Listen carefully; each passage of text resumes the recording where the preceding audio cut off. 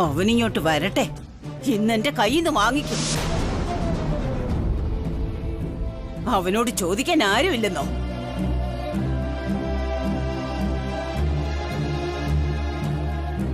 കണ്ടോടാ, ഇത്ര നേരമായിട്ടും അർജുൻ വീട്ടിൽ വന്നിട്ടില്ല. അമ്മേ, ഇപ്പോഴത്തെ പിള്ളേരല്ലേ, ജനറേഷനെ അങ്ങനെയല്ലേ. അമ്മേ, അമ്മ ടെൻഷനൊന്നും ആവണ്ട, വന്ന ഉടനെ ഞാൻ സംസാരിച്ചോളാം. ഉത്തരവാദിത്വം ഉള്ളവൻ ഇങ്ങനെ, പിന്നെ പേരക്കുട്ടി അങ്ങനെ. എന്റെ വിഷമം ആരും മനസ്സിലാക്കുന്നതേ ഇല്ല.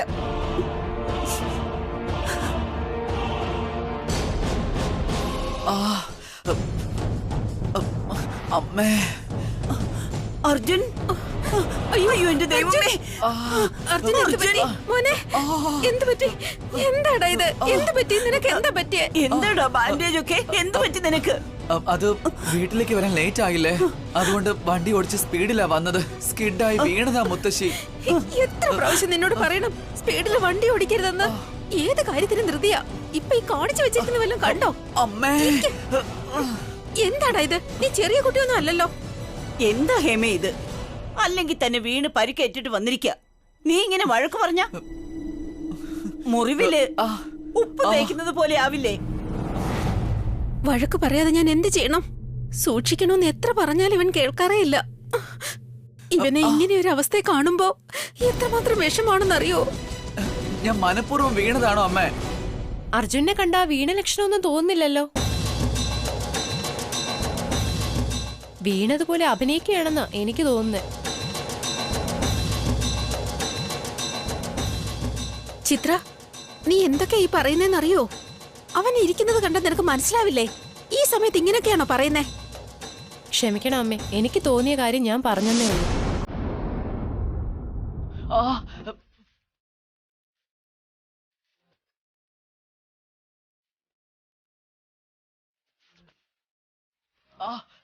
അയ്യോ അമ്മേ, എനിക്ക് ഇരിക്കാൻ പറ്റുന്നില്ല, നന്നായിട്ട് വേദനിക്കുന്നു. വാടാ, ഹോസ്പിറ്റലിൽ പോകാം. കരൺ, വേഗം വണ്ടി എടുക്ക്, വാ പോകാം. വേണ്ടമ്മേ, ഞാൻ വരുന്ന വഴിക്ക് ഹോസ്പിറ്റലിൽ കാണിച്ചിട്ടാ വന്നത്. പറയുന്നത് കള്ളമല്ലല്ലോ മുത്തശ്ശി. ഞാൻ എന്തിനാ കള്ളം പറയുന്നേ? ഹോസ്പിറ്റലിൽ പോവാതെ ആരെങ്കിലും കയ്യിലും തലയിലും ഒക്കെ ബാൻഡേജ് കെട്ടുവോ? ആർക്കറിയാം, ബാൻഡേഡ് നീ തന്നെ ഒട്ടിച്ചതാണെങ്കിലോ?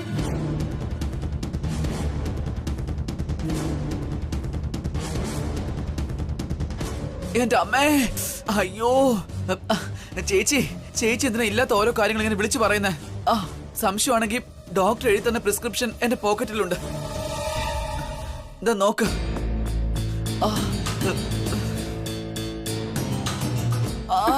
എടാ, ഡോക്ടർ എന്താ പറഞ്ഞേ? കൈക്ക് വല്ല ഫ്രാക്ചറോ മറ്റോ ഉണ്ടെന്ന് പറഞ്ഞോ? ഫ്രാക്ചർ ഒന്നും ഇല്ല അമ്മേ. എന്നെ കൊണ്ട് സംസാരിക്കാൻ വയ്യ, എനിക്കൊന്ന് ഉറങ്ങണം. ശരി ശരി ഹേമ, ഇവനെ മുകളിൽ കൊണ്ടുപോയി കടുത്ത്. വാ മോനെ, പതുക്കെ പതുക്കെ, ഒന്ന് സൂക്ഷിച്ചേ.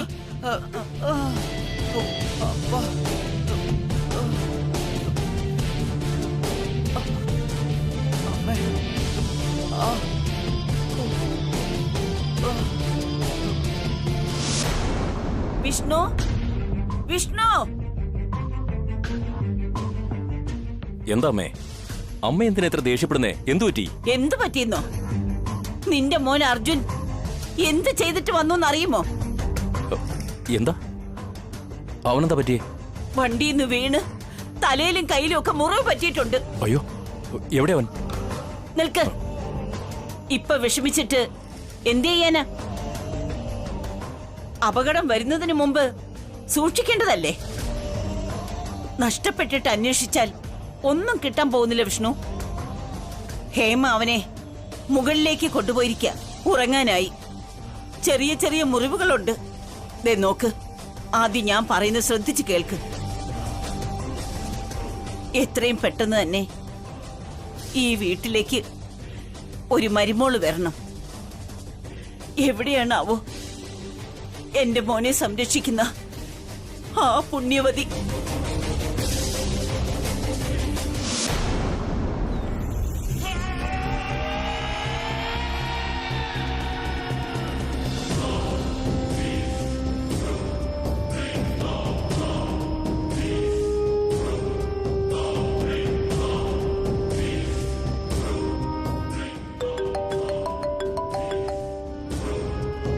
ഹലോ, നിങ്ങൾ എവിടെ നിൽക്കുക? സാറേ, നിങ്ങളുടെ വീട്ടിന്റെ മുന്നിൽ തന്നെ ഉണ്ട്. അങ്ങനെയോ? ആ ശരി, ആ ഗേറ്റിനടുത്ത് തന്നെ നിന്നോ, ഞാനിതാ എത്തി. ആ ശരി സാറേ.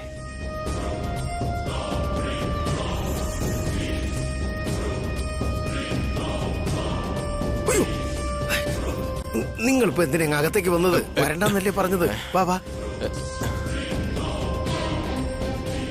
എന്താടോ ഇത്? ഞാൻ വരാൻ അല്പം വൈകിയെന്ന് കരുതി ഇവിടെ കിടന്ന് ബഹളം വെക്കണോ? ഞാൻ പിന്നെ എന്ത് ചെയ്യാനാ സാറേ? സാറ് വരാൻ പറഞ്ഞു, ഞാൻ വന്നു. സാർ ഗേറ്റിന്റെ അടുത്ത് നിൽക്കാൻ പറഞ്ഞത് ഞാൻ ശരിക്കും കേട്ടില്ല. അതിരിക്കട്ടെ, ഈ പാമ്പിന് എവിടെയുണ്ടേ? പറയാന്നേ, അതുവരെ നിങ്ങൾ ഇവിടെ തന്നെ നിൽക്ക്. ആ റൂമിന്റെ ജനൽ കണ്ടല്ലോ, ഞാനത് തുറന്നു വെക്കും. നിങ്ങൾ അവിടെ വന്ന് ആ ജനലിൽ കൂടി പാമ്പിനെ അകത്തിടണം. ആ ശരി സാറേ. ബാക്കി പണം തരില്ലെന്ന് പറഞ്ഞില്ലല്ലോ. ആദ്യം പറഞ്ഞ ജോലി പൂർത്തിയാക്കും. ആ തിരിച്ചകത്തേക്ക് വരരുത്, കേട്ടല്ലോ? ഞാൻ പറയുന്നത് വരെ വരാൻ പാടില്ല. അവിടെ പോയി മറഞ്ഞു നിൽക്കേ. ആ ശരി ശരി.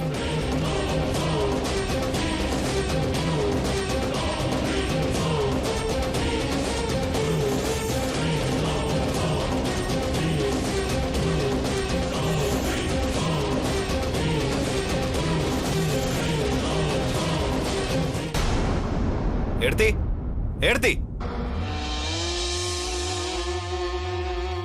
എടുത്തി അർജുൻ വീട്ടിലെത്തിയില്ലേ? അവൻ വന്നല്ലോ. എന്താ? എന്താ ഏതിനാന്നൊക്കെ ഞാൻ പിന്നെ പറയാം. ഏട്ടത്തി ഒന്ന് സമാധാനപ്പെടും. അർജുൻ, എടാ അർജുൻ, ഇറങ്ങി വാടാ ഇങ്ങോട്ട്. എന്തായാലും ഇന്ന് നിനക്ക് എന്റെ കയ്യിൽ നിന്ന് രക്ഷപ്പെടാൻ കഴിയില്ല. എന്തിനാടാ അവനെ വിളിക്കുന്നേ? പാവം, വണ്ടിന്ന് വീണ് തലയും പൊട്ടി വന്നിരിക്ക. എന്താ, അവൻ വണ്ടിന്ന് വീണെന്നോ? അതേ രുദ്ര, വീട്ടിലേക്ക് വരുന്ന വഴിയാ വീണത്. നെറ്റിയിലും കൈക്കും നല്ല മുറിവുണ്ട്. അതുകൊണ്ട് അവൻ റൂമിൽ റെസ്റ്റ് എടുക്കുക. അത്രയല്ലേ ഉള്ളൂ. അവന്റെ ജീവന് വേറെ ഒന്നും സംഭവിച്ചില്ലല്ലോ. എനിക്കിപ്പോ തന്നെ അവനോട് സംസാരിക്കണം. അർജുൻ, അർജുൻ, ഇറങ്ങി വരുന്നുണ്ടോ ഇങ്ങോട്ട്? രുദ്ര, നിനക്കെന്താ സ്ഥലകാല ബോധമില്ലേ? പാവം ചെക്കൻ വണ്ടിന്ന് വീണ് വന്ന് കിടക്കുക. നീയാണെങ്കിലോ ജീവൻ പോയില്ലല്ലോ എന്ന് പറഞ്ഞ് നിസ്സാരമായി കാണുന്നു. എന്താടാ, അവൻ ഈ വീട്ടിലെ ഒരാളാണെന്നത് മറന്നോ? മറക്കാതിരിക്കാൻ വേണ്ടിയാ ഞാൻ അവൻ ഇങ്ങോട്ട് വിളിക്കുന്നത്. ഈ വീട്ടിലുള്ളവരാണ് ഈ വീടിന്റെ അഭിമാനം നോക്കേണ്ടത്, അല്ലാതെ അതിനു പകരം ഈ വീടിന്റെ അഭിമാനം നശിപ്പിക്കാൻ നോക്കരുത്. അതിനു മാത്രം അർജുൻ എന്ത് തെറ്റ് ചെയ്തു? ഇന്നവൻ ഏതോ ഒരു വീടിന്റെ മുന്നിൽ നിൽക്കുകയായിരുന്നു, ഒരു പിച്ചക്കാരനെ പോലെ. ചോദിക്കാന്ന് വെച്ച് ചെന്നപ്പോ അവൻ എന്നെ പിടിച്ച് മുങ്ങിക്കളഞ്ഞിരിക്കുന്നു. നീ അവന്റെ പ്രായത്തിൽ ഉണ്ടായിരുന്നപ്പോ ചെയ്ത അത്രയും അവൻ ഇപ്പൊ ചെയ്യുന്നില്ല. അവൻ എന്റെ പേരക്കുട്ടിയാ. അതുകൊണ്ട് തന്നെ ഈ വീടിന്റെ മാനം കളയുന്നതൊന്നും അവൻ ചെയ്യില്ല. അവരോട് ഞാൻ ചോദിക്കാൻ കാര്യങ്ങൾ എന്താന്ന് അപ്പൊ നിങ്ങൾക്ക് മനസ്സിലാവും അവൻ എന്താ ചെയ്തതെന്നും അവൻ എന്താ ചെയ്യാത്തതെന്നും. അവനെ ഇങ്ങനെ കയറൂരി വിടുകയാണെങ്കിൽ പിന്നെ അവൻ നമ്മുടെ കയ്യിൽ നിൽക്കില്ല. ദേ നോക്ക്, എന്തായാലും നീ രാവിലെ സംസാരിച്ചാ മതി. അവനിപ്പോ ഉറങ്ങുകയല്ലേ, അവനെ ഉണർത്തണ്ട. ഇല്ല അമ്മേ, എനിക്ക് അവനോട് ഇപ്പൊ തന്നെ സംസാരിക്കണം. ഞാൻ അവന്റെ റൂമിലേക്ക് പോവാ. വേണ്ട രുദ്ര, അവനിപ്പോ ഉറങ്ങിയതേ ഉള്ളൂ. ദയവ് ചെയ്തവനെ ഡിസ്റ്റർബ് ചെയ്യരുത്.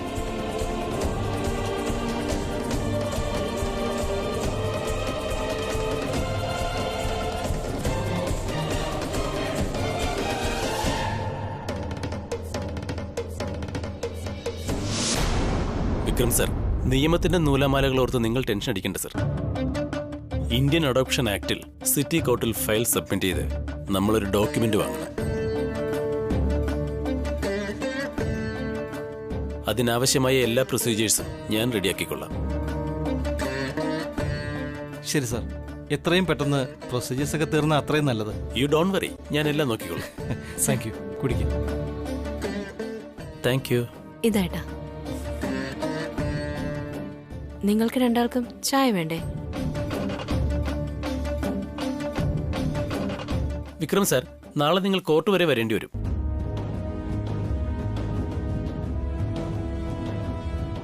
നാളെ രാവിലെ ശാസ്ത്രപ്രകാരമുള്ള ദത്തെടുക്കൽ ചടങ്ങ് നടക്കും. ശരി, അങ്ങനെയാണെങ്കിൽ നിങ്ങളൊരു കാര്യം ചെയ്യൂ. ഇതിൽ നിയമപരമായ ദത്തെടുക്കലുമായി ബന്ധപ്പെട്ട ആപ്ലിക്കേഷനുകളെല്ലാം ഉണ്ട്. ഈ ആപ്ലിക്കേഷൻ ഫോമിൽ നിങ്ങൾ 3 പേരും സൈൻ ചെയ്യേണ്ടി വരും.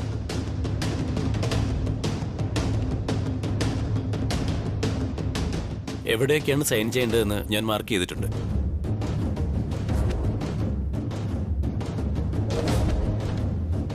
നാളെ നിങ്ങളുടെ വീട്ടിൽ നടക്കുന്ന ഫംഗ്ഷൻ കഴിഞ്ഞിട്ട് കോർട്ടിലേക്ക് വന്നാൽ മതി.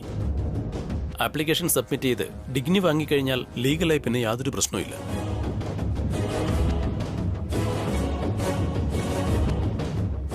ഓക്കെ സാർ, എത്തിക്കോളാം. പക്ഷേ അവിടെ എത്ര സമയം വേണ്ടി വരും? ഏകദേശം 1 മണിക്കൂറാവും. ബാക്കിയെല്ലാം ഞാൻ നോക്കിക്കൊള്ളാം. ശരി, തീർച്ചയായും വരാം. സാറിന്റെ ഹെൽപ്പിന് ഒരുപാട് നന്ദി. ഇതൊക്കെ ഒരു ഹെൽപ്പാണോ സർ? ഞാൻ എൻ്റെ ഡ്യൂട്ടി ചെയ്തേ ഉള്ളൂ. എന്നാ ഞാൻ ഇറങ്ങിക്കോട്ടെ? ശരി, അങ്ങനെയാണെങ്കിൽ നമുക്ക് നാളെ കോടതിയിൽ വെച്ച് കാണാം. ശരി അനന്യ, ഞാൻ ഇറങ്ങുന്നു. വിക്രം, അദ്ദേഹത്തെ ഞാൻ കൊണ്ടുവിടാം. നീ ഇവിടെ നിൽക്ക്. വന്നട്ടെ സർ.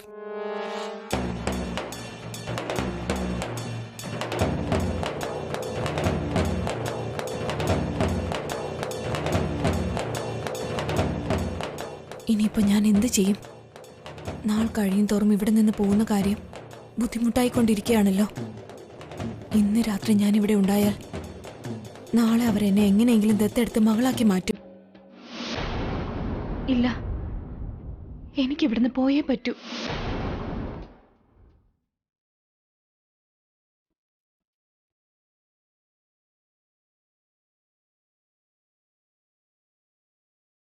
നീ എന്താടാ മോനെ ഇങ്ങനെ? ഞങ്ങൾ പറയുന്നതൊക്കെ എന്താ ഓപ്പോസിറ്റ് ആയിട്ട് എടുക്കുന്നേ? അമ്മേ, ഞാനിപ്പോ എന്താ ചെയ്തേ? മുത്തശ്ശി നിന്നോട് ഒരുപാട് തവണയായിട്ട് പറയുന്നതല്ലേ, ഇനി ഒരു 2 മാസം നിനക്ക് മോശം സമയമാണ്, പുറത്തോട്ടൊന്നും പോകരുതെന്ന്. നീയാണെങ്കിൽ അതൊന്നും കേൾക്കാതെ പുറത്തിങ്ങനെ ചുറ്റിക്കറങ്ങിക്കൊണ്ടിരിക്കുക. കല്യാണം കഴിയുന്നത് വരെയെങ്കിലും നീ ഒന്ന് അടങ്ങി വീട്ടിലിരിക്കേ. അമ്മേ, നിങ്ങളെല്ലാവരും ജോത്സ്യമാര് പറയുന്ന പോലെ പുറത്തു പോകാൻ പാടില്ലെന്ന് പറഞ്ഞു കഴിഞ്ഞാ ഞാൻ കല്യാണമോ വേണ്ടെന്ന് വെക്കും. അർജുൻ, പിന്നെ എന്താ അമ്മ ചെയ്യാ? എന്നെ കൊണ്ടിങ്ങനെ വീട്ടിൽ തന്നെ ഇരിക്കാൻ പറ്റില്ല. നീ ഇങ്ങനെ പറഞ്ഞാൽ എങ്ങനെയാടാ? ഇങ്ങോട്ട് നോക്കമ്മേ, നിങ്ങൾ പറയുന്ന പോലെ 2 മാസത്തിനുള്ളിൽ ഞാൻ കല്യാണം കഴിക്കണമെന്നുണ്ടെങ്കിൽ ഞാൻ പുറത്തു പോകുന്നത് ആരും ഇവിടെ തടയാൻ പാടില്ല. അത്ര തന്നെ.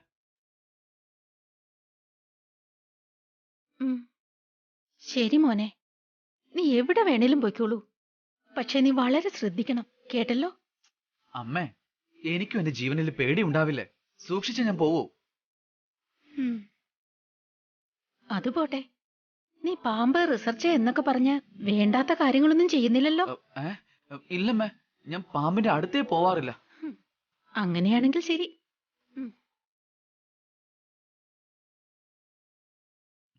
അമ്മേ, മതി, എനിക്ക് വയർ ഫുള്ളായി. ശരി, നല്ലോണം റെസ്റ്റ് എടുക്ക്. ശരി അമ്മേ, ഗുഡ് നൈറ്റ്. Good night. വെള്ളം കുടിച്ചിട്ട് ഉറങ്ങിക്കോ. Love you. നന്നായിട്ട് ഉറങ്ങ് കേട്ടോ.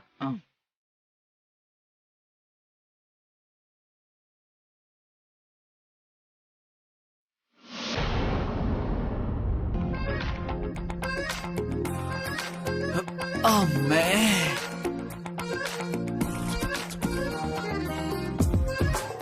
ഈ ബാൻഡേജ് കെട്ടുന്നൊക്കെ പറഞ്ഞ വലിയ കഷ്ടമുള്ള കാര്യോ? അമ്മേ, ഇപ്പോഴൊന്ന് ആശ്വാസമായത്.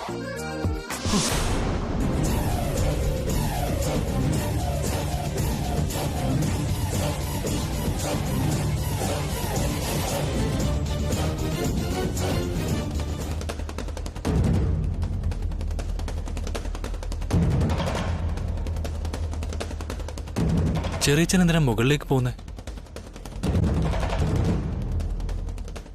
ചിലപ്പോ അർജുനെ കാണാനായിരിക്കും.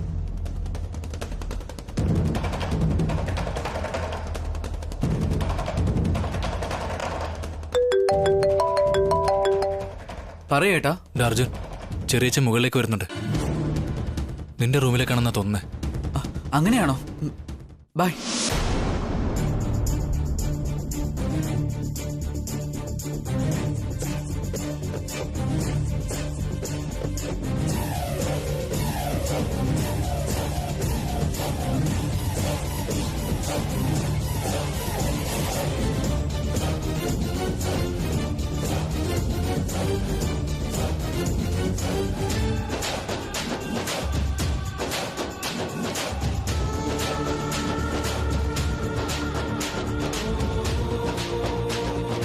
അർജുൻ, അർജുൻ, എഴുന്നേക്കടാ.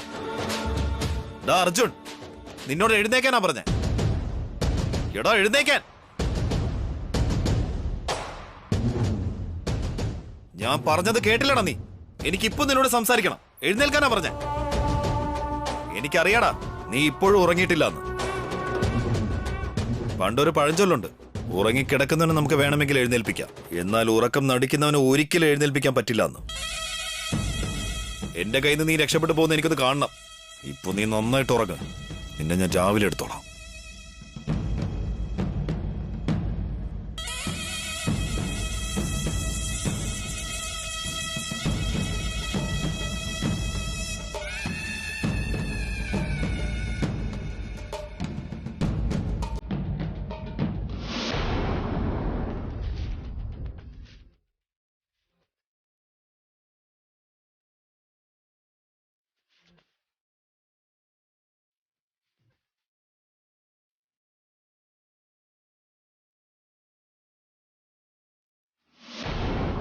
ഏതായാലും നന്നായി, ആ സത്യവാൻ പോയല്ലോ.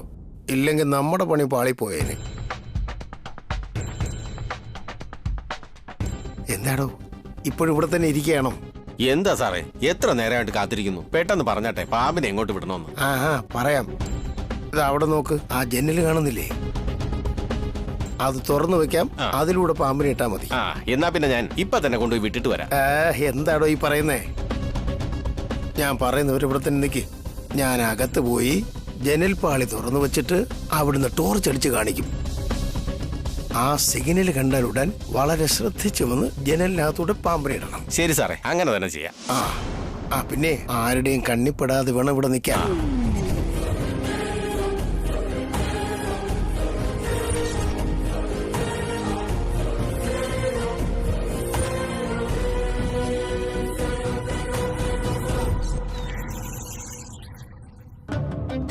അനന്യ, നിന്നെ ഞങ്ങളുടെ മകളായി ദത്തെടുക്കാൻ എതിർപ്പില്ലെന്നറിഞ്ഞതിൽ ഞങ്ങൾക്ക് എന്തുമാത്രം സന്തോഷമുണ്ടെന്നറിയോ?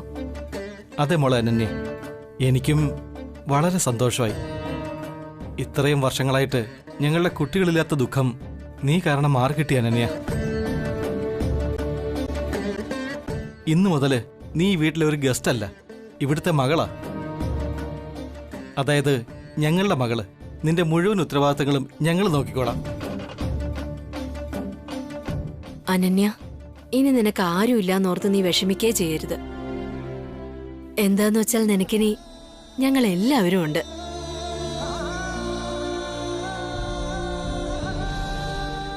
അനന്യ, എന്താ ഇങ്ങനെ നോക്കുന്നേ?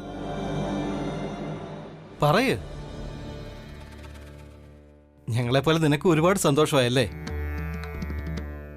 ഇല്ല, എനിക്ക് യാതൊരു സന്തോഷവും ഇല്ല. ഈ കാര്യം നിങ്ങളോട് എങ്ങനെ പറയണമെന്നും എനിക്കറിയില്ല.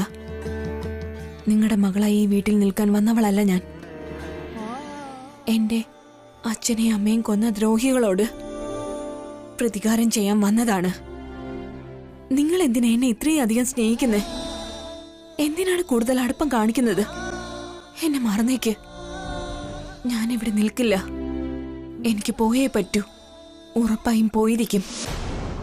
കണ്ടില്ലേ അനന്യ, രണ്ടുപേരും നിന്നെ എത്രമാത്രം സ്നേഹിക്കുന്നുവെന്ന്. സരോജയെ പോലൊരു അമ്മയെയും വിക്രമിനെ പോലൊരു അച്ഛനെയും കിട്ടാൻ നീ പുണ്യം ചെയ്തിട്ടുണ്ടാവണം.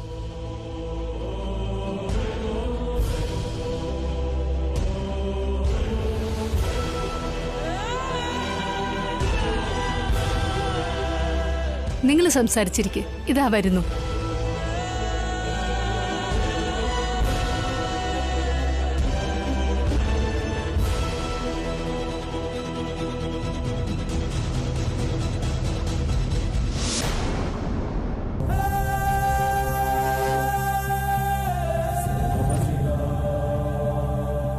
അതെ, ആ പാമ്പ് പിടുത്തക്കാരൻ എവിടെ? പാമ്പ് പിടുത്തക്കാരൻ പുറത്ത് കാത്തു നിൽക്കുക.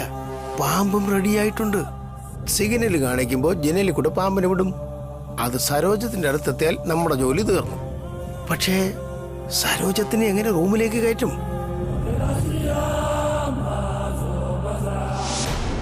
നാളെ രാവിലെ ഇവിടുത്തെ ചടങ്ങ്